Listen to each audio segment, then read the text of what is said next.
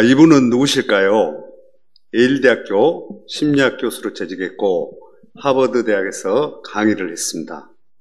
그리고 이분은 인간의 고난을 더 깊이 이해하고자 정신분석학을 통합하는 공부를 했습니다. 캐나다 토론토에서 정신박약 장애인들을 위해서 봉사하다 생을 마친 분이 있었습니다.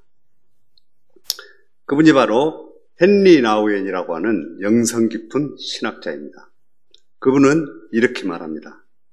인간의 가장 근원적인 욕망을 파고 들어가 보면 하나가 되는 연합을 이루게 된 것이라고 정의합니다.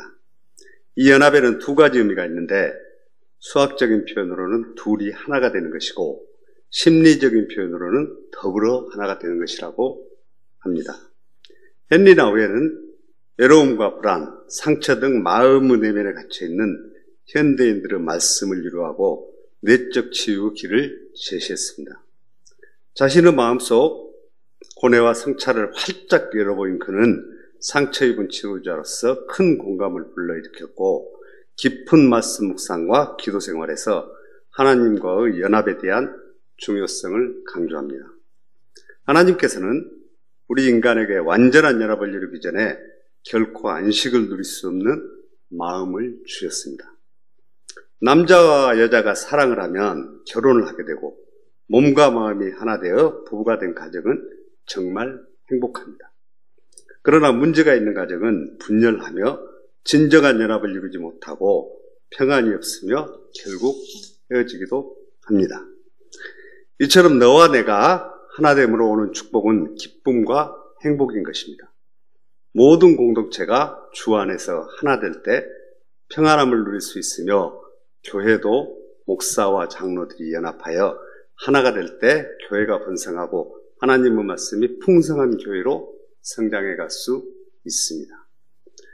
예수님께서도 인간과 하나님의 연합을 위해 이 땅에 와서 십자가에서 피 흘리셨으며 한 팔로 죄인된 내 손을 붙잡아 주셨습니다. 그리고 다른 한 팔은 의로우신 하나님의 손을 붙잡으시고 하나님과 사람의 연합을 위해 십자가에서 피 흘려 죽으셨습니다. 주님은 요한복음 17장 11절 말씀에 보면 거룩하신 아버지여 내게 주신 아버지의 이름으로 그들을 보존하사 우리와 같이 그들도 하나가 되게 하옵소서. 주님은 요한복음 17장 21절에서도 아버지께서 내 안에 내가 아버지 안에 있는 것 같이 그들도 다 하나가 되어 우리 안에 있게 하사 세상으로 아버지께서 나를 보내신 것을 믿게 하옵소서 말씀하셨습니다. 예수님께서 이 땅에 오신 이유와 목적을 가장 잘 증명해주는 말씀입니다. 십자가 지시기 전날 밤 제자들과 함께 간절히 기도한 내용이 하나됨, 연합됨의 기도였습니다. 오늘 이 말씀은 예수님의 마지막 설교입니다. 하나가 되는 연합을 이루어야 하는 것은 세 가지입니다. 첫째, 너와 내가 하나가 되는 것입니다. 너와 나는 사람과 사람을 말하는 것이며 교회 안에 있는 성도들뿐만 아니라 더 나아가 직장 안에 있는 공동체를 말합니다. 즉 모든 사람들이 하나가 되는 것을 말합니다. 둘째, 너와 내가 하나가 되는 것입니다. 요즘 사람들은 많은 갈등을 안고 있습니다. 갈등이라고 하는 것은 너와 내 안의 나가 타협이 안 되기 때문에 발생합니다. 내 안에는 자신의 욕망과 꿈이 있고 그것이 이루어지지 않을 때 스스로 많은 갈등을 합니다. 자신과의 이해관계에서 도저히 용납이 안 되면 심각한 우울증의 이유가 되기도 합니다. 이것이 현대를 살아가는 사람들의 고민이기도 하죠. 셋째, 하나님과 사람이 하나 되는 것입니다. 하나님은 육이 아니라 영이시며 영이신 하나님께서 이 땅에 육체로 오신 분이 예수님이십니다. 하나님이 사람과 하나 되기 위해서는 다음 단계를 생각해야 합니다. 하나는 육이 된 예수님을 내 마음에 모셔드리는 것이며 나의 죄를 용서하기 위해 사람이 되신 예수님을 영접하여 주님이 내 안에 계시게 하는 것입니다. 그리고 다른 하나는 영이신 하나님과 내가 하나 되기 위해 항상 말씀을 붙들고 기도해야 합니다. 그럴 때 성령으로 기름 부으심을 받고 하나님과 내가 하나가 되는 것입니다. 오늘 본문 내용을 기도하면 풍성하게 응답된다라는 주제로 말씀을 나누겠습니다. 주님은 요한복음 15장 7절에서 너희가 내 안에 거하고 내 말이 너희 안에 거하면 무엇이든지 원하는 대로 구하라. 그리하면 이루어지리라 말씀하셨습니다. 오늘 성경 속에서 깨닫게 하는 것은 무엇입니까? 첫째, 너희가 내 안에 거하고 라는 말의 의미는 무엇입니까? 본문에서 말하는 안에라는 말에는 다음과 같은 의미가 있습니다. 하나는 시간적 개념으로 얼마 동안 예수님 안에 시간적으로 있느냐 하는 것입니다. 다른 하나는 공간적 개념과 장소적인 의미로 예수님 안에 있는 것을 말합니다. 즉 안에라는 말에는 시공간적으로 예수님 안에 있는 것을 말합니다. 그리스도와 내가 하나 되는 의미를 말합니다. 나무가지는 분명히 다르지만 그 뿌리는 하나이며 생명을 함께 나누는 하나입니다. 그리스도인은 믿음으로 그리스도와 하나가 되어 그리스도와 생명을 함께 나누고 모든 것을 함께 공유한 자입니다. 하나 된다는 의미는 그리스도를 의지하는 것을 의미합니다. 붙어있다는 말은 전적으로 의지한다는 것이며 그 안에 머물러 있다는 말입니다. 자기의 힘이 아니라 나무를 성장하게 하는 그 뿌리에 생명의 온천이 있다는 것을 의미합니다. 성도는 내 힘으로 사는 것이 아니라 예수님을 내 생명의 근원으로 하여 살아가는 것을 말합니다. 순간적으로나 일시적이 아니라 전적으로 의지하는 것을 말합니다. 하나 된다는 의미는 그리스도와 함께 계속하는 것을 의미합니다. 성경은 히브리서 3장 14절에서 우리가 시작할 때 확신한 것을 끝까지 견고히 잡고 있으면 그리스도와 함께 참여한 자가 되리라고 말씀합니다. 절대적 순종과 복종을 통해 주님의 말씀에 전적으로 순종하는 것이 주님과 함께하는 비결이며 우리 모두 주님 안에 항상 거하기를 축복합니다. 두 번째, 내 말이 너희 안에 거하면 이라는 말의 의미는 무엇입니까?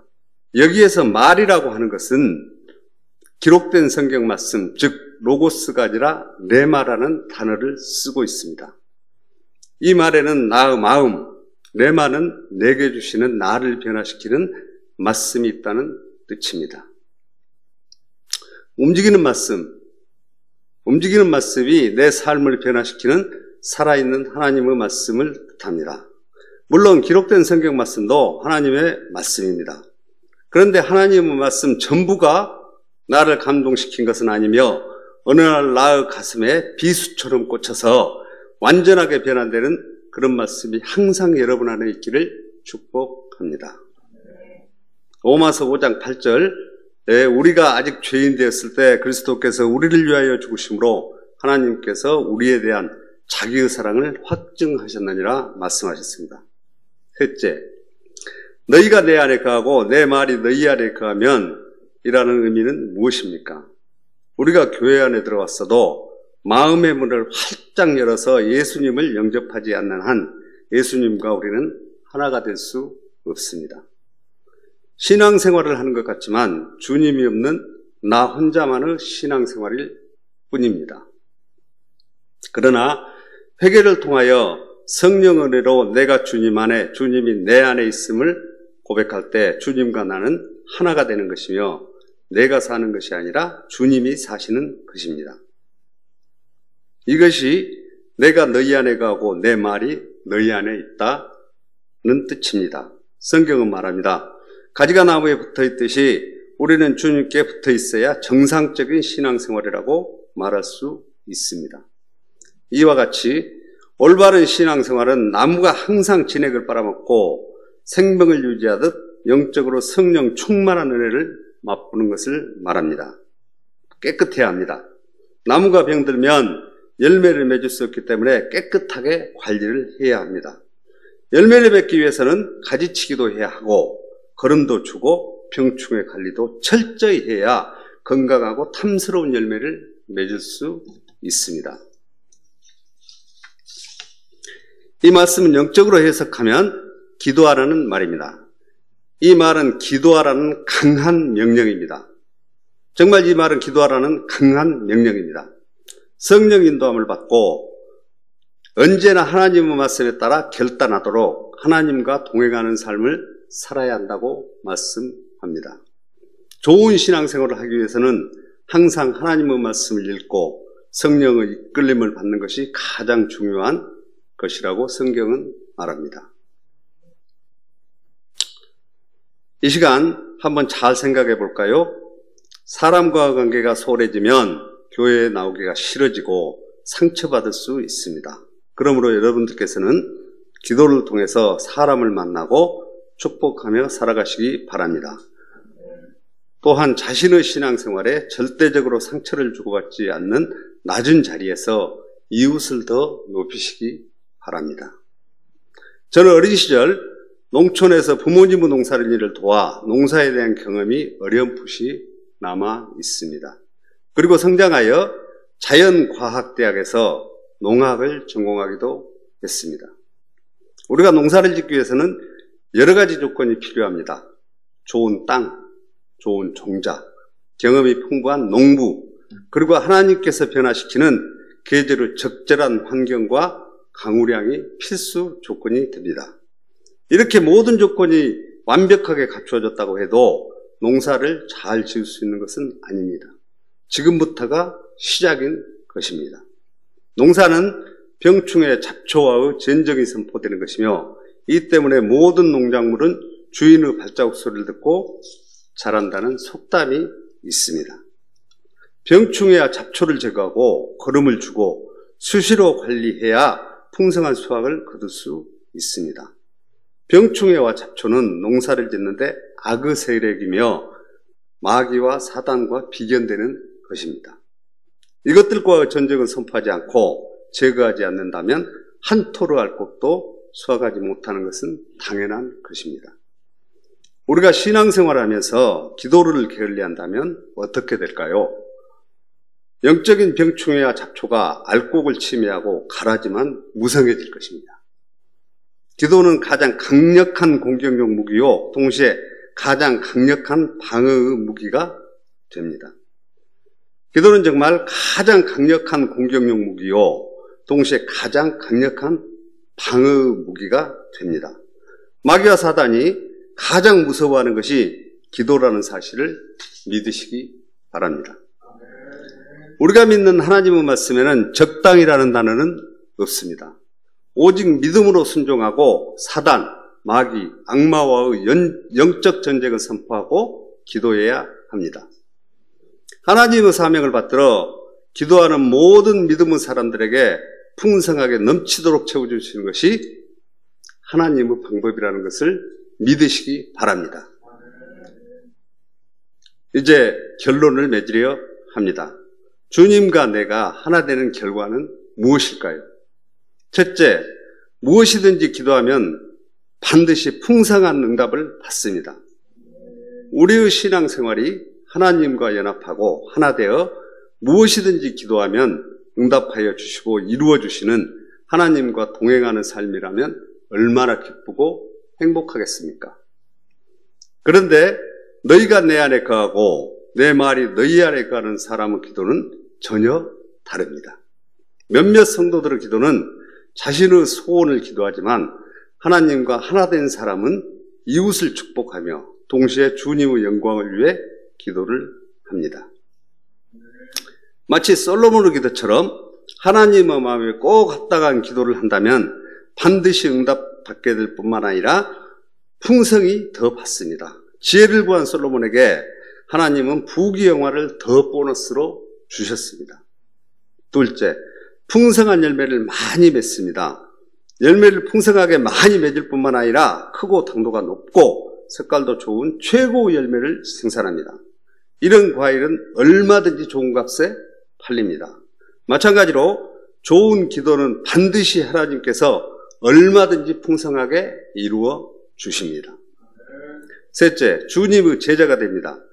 여기서 말하는 제자는 마데테스라고 하며 이 말은 주님께 배우는 사람을 의미합니다. 배우기 위해서는 겸손해야 합니다. 제자는 부단하게 주님을 배우려고 노력하는 사람이 되어야 되며 주님의 삶과 인격을 배웁니다. 주님의 마음을 그대로 보여주는 작은 예수가 되는 것이 제자의 모습입니다. 기도는 이같이 반드시 응답을 주시며 풍성하게 주십니다. 가장 적절한 때에 주십니다. 꼭 알맞는 것으로 보너스가 남아 있습니다. 나의 생각과 마음을 변화되게 합니다. 나의 생각과 마음을 변화되게 하는 것입니다. 빌립보서 6장 7절은 말씀합니다. 아무것도 염려하지 말고 다만 모든 일에 기도와 간구로 너희 구할 것을 감사함으로 하나님께 아뢰라. 그리하면 모든 지각에 뛰어난 하나님의 평강이 그리스도 예수 안에서 너희 마음과 생각을 지키시리라. 우리가 정말 하나님께서 원하시는 믿음 생활을 잘하고 있는지 유일하게 소통의 통로가 되는 기도 길목에 병충해와 잡초와 같은 사단의 세력이 도사리고 있는지 점검이 필요한 때입니다. 우리의 믿음이 정말 주님을 기쁘시게 하려 몸부림치는 교인가를 돌아보고 기도하면 응답받을 수 있는 내가 주님 안에 거하고 하나님의 말씀이 내 안에 거하는 주님의 제자로 태어나시기를 축복합니다.